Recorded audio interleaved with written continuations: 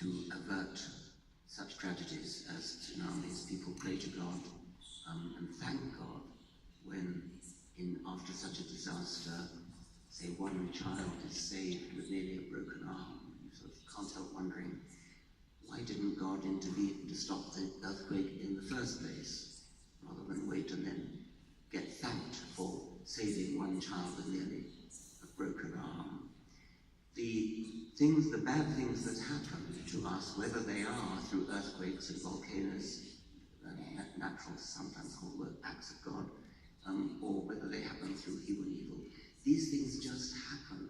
The scientific view of this is that the universe doesn't care when bad things happen. It doesn't care when good things happen. They just happen. And so science is not really called upon to explain the problem of evil. It's always puzzled me why theologians are most worried by the problem of evil. They spend most time trying to answer the problem of evil. To me, the problem of evil, even if I were a theologian, would easily be explained by saying, oh, maybe God is just a nasty God. But evil just happens because it happens, and that is the scientific view. The things that happen are determined by physical causes in the past. And by the way, many, I suspect most philosophers today, no longer believe that free will is a real thing at all, that our behavior is entirely governed by antecedent events. Now, to the question I've just been asked, are all attempts to reconcile faith and religion with science and reason, are they destined to fail? Ultimately, they're destined to fail, and I think the whole of what I'm going to be saying, both today and yesterday, is an attempt to show that. Science explains everything, or if it doesn't yet explain everything, it's well on the way to explaining everything. Religion explains nothing. Religion, as I said before in my introductory remarks, in addition to explanation and inspiration, religion aspires to provide consolation and moralization. And there are people who feel that science is all very well, but it can't provide the sort of consolation that religion provides. And that may or may not be true. It may be that religion does provide some consolation, although I think that's dubious because, for example, the consolation about what happens to you when you die might seem consoling to feel that when you die your soul will go on living. But if you're terrified of hell, as many Catholics are, having had it instilled into them when they're vulnerable as children, I imagine that perhaps the consolation of religion after death is not all that great. Faith. Father Revelina has said that faith is a matter of trust, and he talked about faith in your mother. One could talk about faith in other people too, faith in the lover, faith that your wife loves you, that kind of thing. People talk about even scientists having faith in the scientific method, but the scientific method is justified by results. It's justified by the fact that it works. If you build things on the basis of science, they work. So it's not really faith in the sense of believing without evidence, it's believing with a great deal of evidence. In the case of something like faith in another person, faith that your wife loves you, this is also based upon evidence. It's not strictly scientific evidence in the sense of experimental evidence, but it is evidence of the look in the eyes, the catch in the voice, the long experience together. This is all evidence, it's all objective evidence. It's not faith in the sense of something purely internal, totally lacking in evidence. I think it's true that faith and religion are destined to be incompatible eventually with science. We've got a long way to go. The world is still greatly in need of education, but eventually that will happen. Muchas gracias, profesor Dawkins. Yo creo que usted ya contestó esta pregunta porque nos acaba de decir que la fe busca desesperadamente que la ciencia, pero la misma pregunta, padre. Todos los intentos de reconciliar la fe y la religión con la ciencia y la razón, ¿para usted están llamados a fracasar? Bueno, yo creo que aquí tengo que volver a mi ponencia inicial. Si se piensa que la razón y la ciencia empírica racional es la única facultad cognitiva y que es infalible, ciertamente no hay compatibilidad. Pero lo que pasa es que también la ciencia tiene ilusiones. Es la ilusión de que todo lo real es racional, ya lo había dicho Hegel, o que todo lo racional es real. Entonces, lo primero es ver si realmente la razón y la ciencia empírica racional es la única forma de acceder a la verdad. Pero si además de la razón hay otras facultades cognitivas, como la inteligencia, el corazón, la ciencia y la razón, la fe y la razón son complementarias y reconciliables. Voy a hacer una breve explicación de esto que acabo de decir. Ya los griegos, los filósofos griegos antiguos, los presocráticos, incluso distinguían entre tres facultades del conocimiento. La sensibilidad, la aisesis, que es precisamente donde viene estética. La sensibilidad es lo que tocamos, lo que oímos, lo que vemos. El nous, que es la inteligencia, que es la luz que nos va iluminando el camino. Son todos aquellos conocimientos que llamamos intuitivos. Los axiomas, por ejemplo, son intuitivos. No se pueden demostrar, los axiomas matemáticos, etc. Entonces tenemos un intelecto que es como la luz de la razón. Y la razón es la que viene a categorizar, la que viene a ordenar, la que viene a sistematizar. Entonces son tres facultades que ya los griegos pensaban en ese sentido. La razón no es la única. La dianoia que ellos llamaban, o sea, el discurso racional no es la única facultad del conocimiento. Tomás de Aquino distinguía clarísimamente entre los sentidos, los 5 sentidos, el intelecto, que es precisamente eso que ilumina la razón, y la razón, que es la que hace el discurso científico y demás. Pero en el discurso científico está implícita, pero de una manera real, el intelecto, es la luz que nos va iluminando. Es como si vamos a un cuarto oscuro, encendemos una lámpara y entonces vamos viendo cuáles son los objetos y los vamos clasificando. Esa es la distinción entre dos funciones de una misma facultad cognitiva. Kant hace exactamente la misma distinción. La sensibilidad, la Sinnlichkeit, el entendimiento, Verstand, y la razón, Vernunft. Por eso todo el proceso del conocimiento está basado en la conexión de estas tres facultades de conocer. No es la razón la única facultad que nos permite el conocimiento.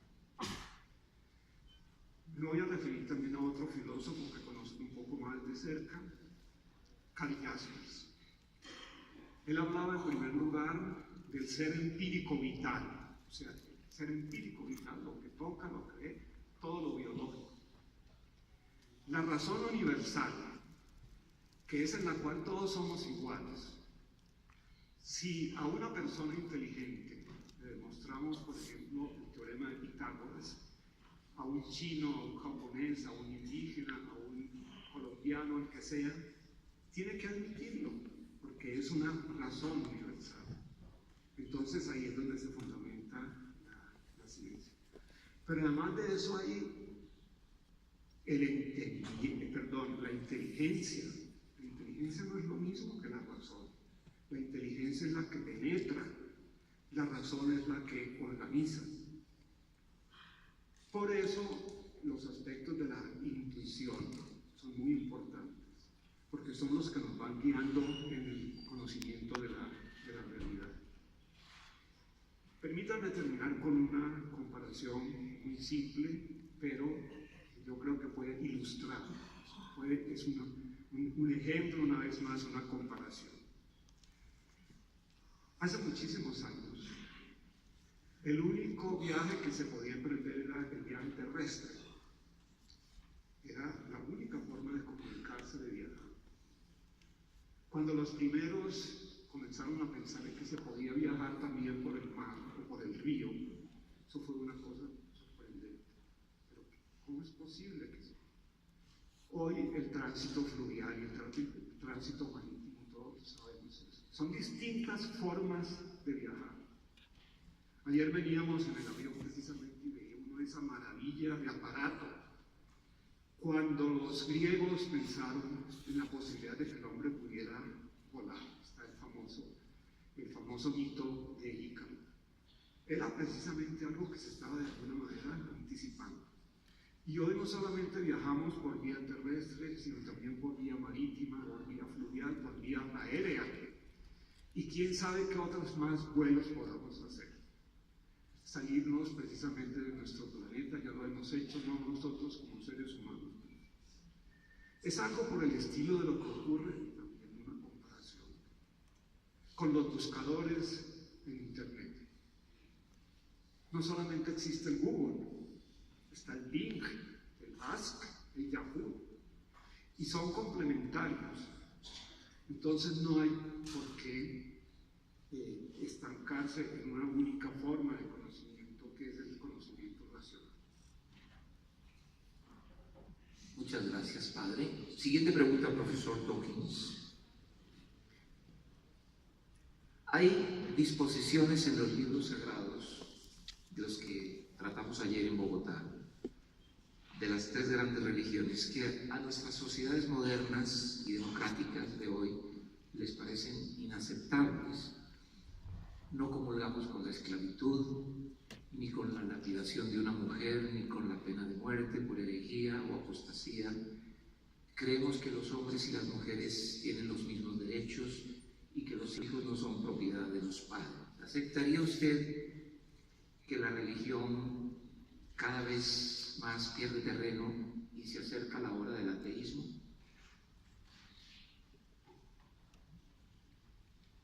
I want first to say something about what Father Remolino was talking about and intuition and what he calls intelligence. I'm not sure whether that came through in the translation. I do congratulate the translators, by the way, doing a fantastically difficult job, but I think we may be missing some things. And in your trichotomy between the three Greek things, I got the first two, sensitivity, intelligence, but the third one didn't come through. Was it reason? Dianoia, o sea, es el proceso discursivo de la razón. Okay. I think that the main point you were making, sir, is there's something non-rational about the intuition. The intuition is some sort of purely internal and is not susceptible of rational explanation. And I think I want to dispute that because, of course, I am happy to use a word like intuition, sort of intuitive feeling of something, but I think that actually does ultimately owe its existence to reason and evidence and sensory evidence. I think the middle one of your three Greek things kind of vanishes. It's just a very subtle, difficult to define, difficult to locate. But I think that when I think of the great intuitive leaps that have been made by scientists, by Einstein, for example, I think that they are based upon sensory information and based upon reason, even though there is a kind of leap of the imagination, and that's very important in science. But I would shrink very, very far from calling that anything supernatural. Now to the question that Raphael just put to me, our modern society, we no longer condone slavery, etc. Would you accept that religion increasingly loses ground in time of atheism is approaching? Well, atheism is not by itself a moral system, it's a lack of belief in the supernatural. It goes with a kind of moral moral system which says we are on our own. We cannot get our morals from any supernatural source or any scriptural source. So we are bound to sit down together and in a rational way work out the kind of society we want to live in. We don't want to live in a society which condones slavery, the oppression of women, stoning, all sorts of things like that. I think I've made the point sufficiently often now that these improvements which century by century come upon us in society, decade by decade, these are achieved by non-religious means. There's a sort of labeling of any given century with the morals of that century. The things that we find horrifying today would have been thought normal in past centuries. Public hangings, public stonings, spectacles like the torturing of animals for amusement, the cruelty to children, sending children up chimneys as in Victorian England, the oppression of women, the lack of respect for women, the fact that women didn't get the vote in most countries of the world, most European countries of the world and America until the 20th century, until the 1920s or even later than that. We keep moving on, we keep moving away from the dark past. And the movement is independent of religion. Of course, some of the great reformers have happened to be religious, like William Wilberforce, involved in the abolition of slavery, Martin Luther King and Mahatma Gandhi. These are religious men, but their religion was kind of incidental. It's something to do with the century in which you live, which labels the morality that we hold to. We live in the 21st century. Our 21st century morality is recognizably labeled as 21st century, as opposed to 20th or 19th or 18th, etc. Religion is incidental to this. And you can see this easily by looking at what our morality would be like if we did take the Bible seriously. Thank goodness we don't. Nobody takes the Bible seriously. Well, some places in the Muslim world, they take the Quran seriously, which is very unfortunate. But most people don't take the Bible seriously, and thank goodness they don't. They should be proud of not taking the Bible seriously, because if they did, we would still have slaves, we would still have people being stoned to death for breaking the Sabbath, and so on. So I like to think that the time of atheism is indeed approaching, but atheism or not, religion or not, our moral standards are changing for the better. I recommend Steven Pinker's book, The Better Angels of Our Nature, which traces this steady improvement from the time of prehistory until the present. Thank you. Gracias, Profesor Dawkins. Padre Molina, Tomás de Aquino, usted conoce muy bien, dijo, soy hombre de un solo libro, la Biblia. San Ignacio de Loyola, su comunidad, sacrificamos el intelecto a Dios. Martín Lutero dijo, la razón es la ramera del diablo, que no se sabe hacer más que calumniar y perjudicar cosas que Dios diga o haga. Estos tres hombres de Dios eran fanáticos.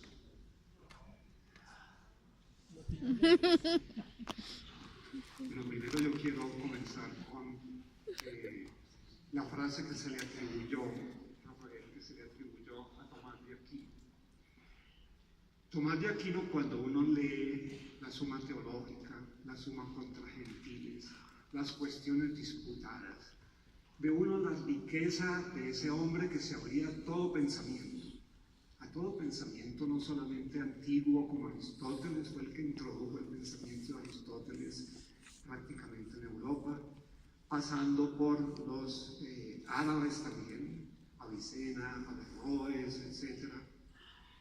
Y luego, cuando uno considera la forma como están escritas estas obras, que es precisamente considerar qué piensa cada uno de ellos y cómo se les responde a ellos, es imposible que haya dicho, pues, desde luego conocía muy bien la Biblia, sin duda alguna, pero realmente atribuía a él ese pensamiento de que temo al hombre de un solo libro, y él era un hombre, no, todo lo contrario, él era un hombre de una apertura intelectual extraordinaria. Lo que pasa es que se ha caricaturizado mucho, por ejemplo, el método escolástico de la Edad Media, entonces ya se lo tilda de medieval y por eso se lo desprecia, porque ya la Edad Media pasó, la tenemos ya muy lejos de nosotros. Pero ojalá tuviéramos precisamente esa apertura de Tomás de Aquino para poder considerar lo que piensan los demás y cómo nos situamos ante él. En segundo lugar, Ignacio de Loyola, que es mi fundador de mi comunidad. Mire, Ignacio de Loyola era un místico traspasado por el amor de Dios. Él tiene una contemplación en los ejercicios espirituales, que es una de sus consideraciones cúlmenes a mi manera de ver. Y en ella, esa se ha titulado, o la han titulado después, la contemplación para alcanzar amor. Y entonces él comienza allí, en primer lugar, por decir, bueno, ¿qué es el amor? Dice, el amor es la comunicación de los bienes del amante al amado, pero no solamente de los bienes, sino del amante mismo, de la persona misma a la persona amada. Ese es el amor para ella. En ese sentido era un místico, no solamente del amor humano, sino también del amor a la naturaleza y del amor a Dios. Entonces, cuando él termina precisamente esa contemplación para alcanzar amor, viene esa famosa oración de él que dice,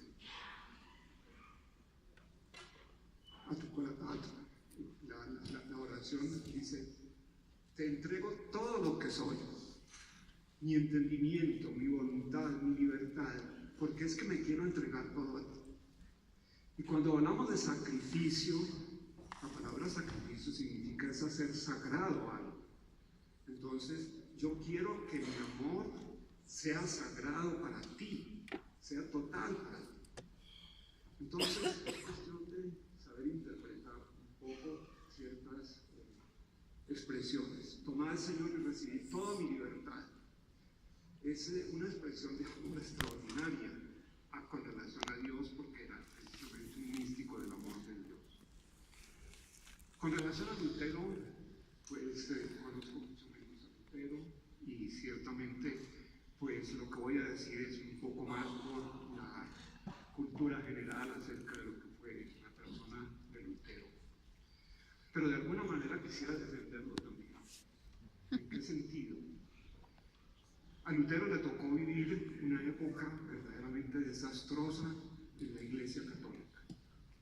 En el papado, etcétera, todos los papas esos del Renacimiento, bueno, no todos, pero varios de los papas del Renacimiento fueron verdaderamente, increíblemente perniciosos.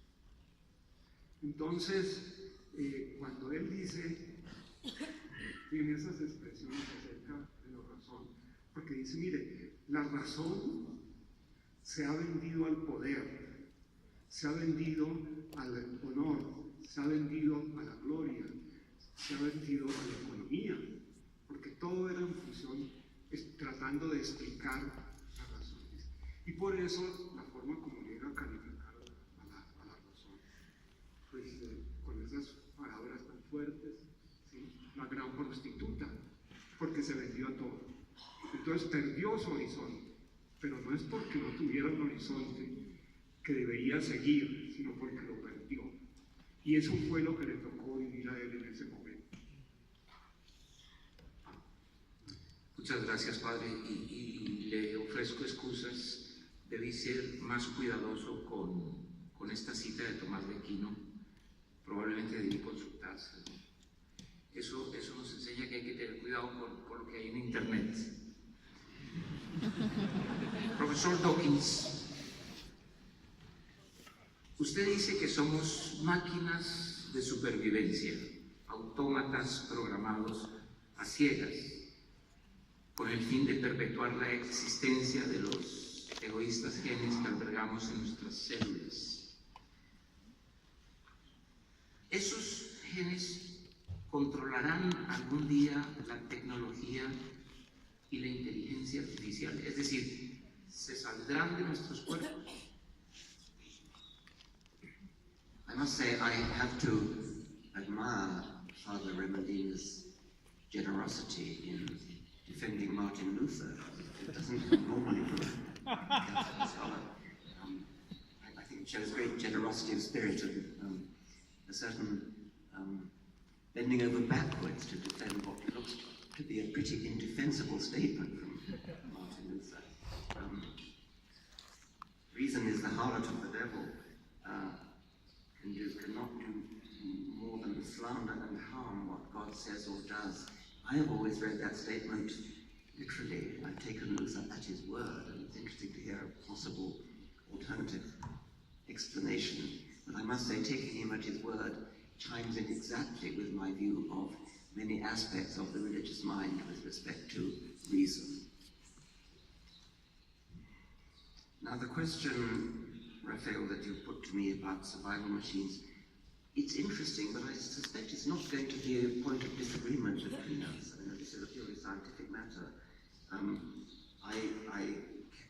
have and can expound the idea of survival machines, bodies programmed by the genes to preserve the genes. And you raise the interesting possibility that human evolution has reached a new phase, got into a new gear, as it were, and could it be that the survival machines of genes are no longer just our bodies, our hands and feet and our noses and legs and things, but also things outside the body, automata, technology, artificial intelligence.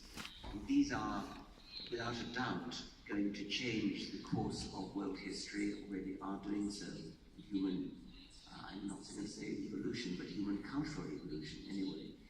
Whether or not we can call this the genes doing something, I think is more doubtful. I think that I prefer to limit my ideas of selfish genes to something a little bit more practical and say that selfish genes control what they can control, which is the embryological development of bodies and nervous systems and behavior, and the artifactual consequences, not just automata and artificial intelligence and things like that, but also just machines generally.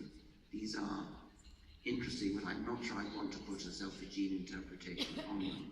There is a kind of selfish gene interpretation which is rather more sinister, and that is that genes are not the only replicators that can be the basis for a Darwinian evolutionary process. And so if artificial machines discover for themselves or at least adopt some kind of replication process, then a kind of Darwinian selection might get going which would have nothing to do with biology. And so it's possible that if we're ever visited in distant future by aliens from outer space, they will find no longer any flesh and blood, soft, squishy humans at all, but just silicon automata. And those automata may look back upon a kind of dawn age when they were created by soft, squishy things like us. That, of course, is pure science fiction. Muchas gracias, profesor Dawkins. Padre Molina, Isaac Newton en el Trinity College de Cambridge en 1687 publica el libro que estoy seguro que usted conoce muy bien, Principia, donde recoge observaciones realizadas en todo el mundo y usa las matemáticas para explicarlas. Newton explicó cómo los planetas se mantienen en su órbita. A esa fuerza la llamó gravedad y la describió con precisión en una ecuación sorprendentemente sencilla. Dos masas se atraen mutuamente tanto aquí en la Tierra como en el firmamento. Si la ciencia explica siempre las cosas de una forma tan sencilla, tan elegante, ¿por qué la religión no trata de hacer lo mismo sin necesidad de inventar cosas contrarias a la razón? Bueno, realmente la ciencia tiene cosas maravillosas. Yo admiro, por ejemplo, mucho el libro del profesor Dawkins sobre la magia de la realidad, porque es un libro extraordinariamente bello desde el punto de vista de su contenido, como desde el punto de vista de la ilustración, los dibujos, etcétera, que son maravillosos. Realmente es una cosa extraordinaria. Pero es muy interesante también ver en ese libro cómo prácticamente en todos los capítulos parte de recordar los mitos acerca del origen del hombre, etcétera, de los diversos animales y demás. Lo cual es muy indicativo, en el sentido de que realmente los mitos tienen un significado profundo. Ayer precisamente hablábamos de qué es un mito. Y entonces, muchas veces los mitos que vamos armando después es para hacer las cosas entendibles de la manera más sencilla posible. Yo creo personalmente que la mayoría de los cristianos, llámense católicos o simplemente cristianos, se quedan con las enseñanzas que recibieron en la primera catequesis, antes de la primera comunión. Y obviamente la catequesis que recibieron fue a través de imágenes muy sencillas, muy simples.